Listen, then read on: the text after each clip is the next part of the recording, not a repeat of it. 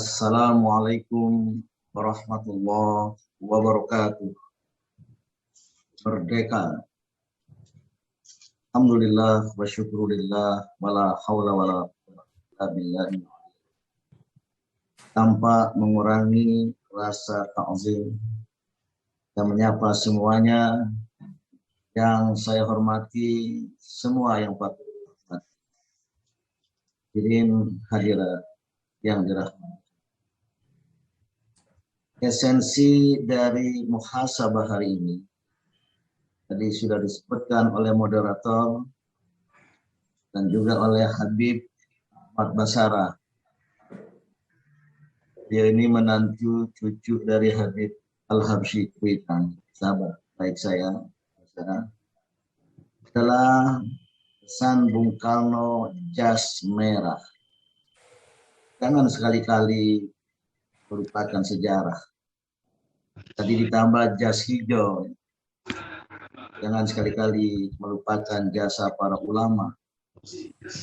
Karena tidak boleh dilupakan. Negara Republik Indonesia telah diawali pembentukannya oleh sejarah panjang.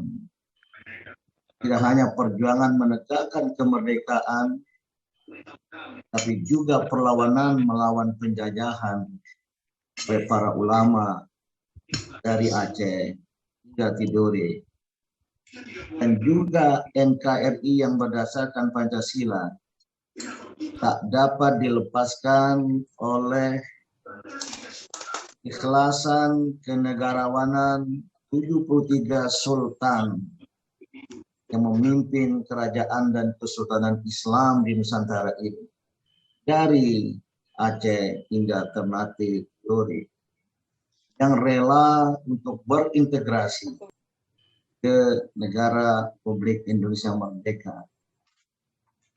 Saudara-saudara, dengan jas merah ini kita juga tidak boleh lupa pada pemahaman saya, Pancasila, Piagam Jakarta adalah formula dasar negara seperti Grondslag yang dibicarakan di sidang-sidang BPUPK sesuai dengan permintaan ketua sidang, dan Piagam Jakarta lah sebagai formula kesepakatan pertama. Pidato-pidato yang lain sebelumnya oleh sekian banyak tokoh adalah sebuah pengayaan, pencerahan, masuk pidato Bung Karno 1 Juni. Namun yang menjadi kesepakatan yang mengandung Pancasila, walaupun sila pertamanya berbeda, adalah Piagam Jakarta. Dan saya menilai legalitas, formalitas dari tim 9 itu sangat kuat adanya. Dan oleh karena itulah ketika ada keberatan terhadap Piagam Jakarta setelah proklamasi kemerdekaan, itu tidak berarti Piagam Jakarta ditinggalkan. Dan begitu pula perdebatan hangat sidang-sidang konstituante tidak berarti kita membedakan dan mendikotomikan antara negara agama dengan negara Pancasila. Tapi karena beri peluang untuk itu, maka dekret presiden yang kita peringati pada hari ini, Presiden Soekarno, adalah sangat penting. Jas merah memesankan, jangan hilangkan Piagam Jakarta dalam kehidupan kebangsaan dan kenegaraan Indonesia. Seperti Bung Karno katakan dalam dekretnya, Piagam Jakarta adalah jiwa. Maka walaupun secara formal kembali kepada Undang-Undang Dasar 1945 dengan Pancasila seperti sekarang, namun karena dalam konsideran yang penting itu, Piagam Jakarta menjiwai, maka janganlah bangsa dan negara ini kehilangan jiwa. Sekali bangsa ini kehilangan jiwa, arti mati. Apa esensi Piagam Jakarta? Pada sila pertama itu, dengan kewajiban menjalankan syariat Islam bagi pemeluknya, yang sesungguhnya sesuatu yang realistik, faktual, karena syariat Islam telah dipraktekkan dalam kehidupan 73 kesultanan Islam. Yang sesungguhnya syariat Islam itu mengandung arti sempit adalah family law, al-ahkam asy-syakhsiyah, al-ahkam al-aqwal asy-syakhsiyah, nikah, talak, rojo, dan waris. Saya termasuk yang berpendapat ketuhanan yang Maha Esa lebih kuat dari sila pertama Pancasila, dari sila pertama Piagam Jakarta. Karena pada ketuhanan yang Maha Esa sebagai Muslim, saya memahaminya tauhid.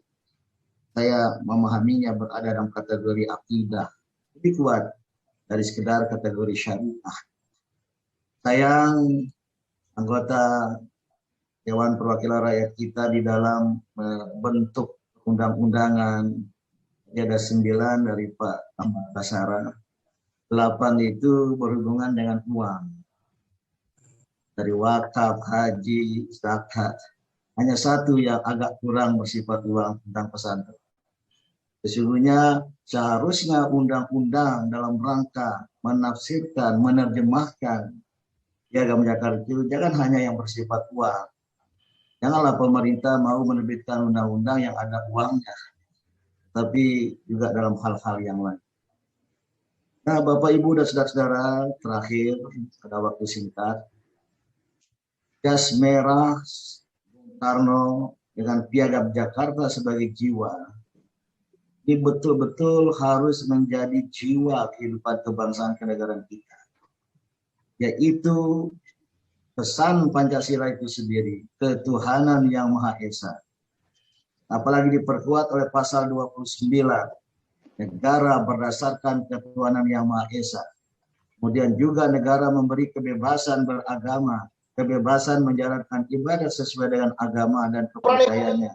Maka jas merah Bung Karno memesankan pada kita semua, jangan sekali-kali dan jangan coba-coba untuk memisahkan agama dari Pancasila atau memisahkan Pancasila dari agama. Ini sebuah pengkhianatan sejarah. Dan ini akan merupakan penjukir balikan Pancasila itu sendiri. Agama dan Pancasila sangat-sangat erat sekali.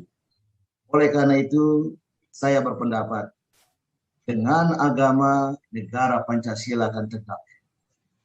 Tanpa agama, negara Pancasila akan rusak dan terkoyak-koyak. Inilah yang sekarang ada gejala dan gelagat.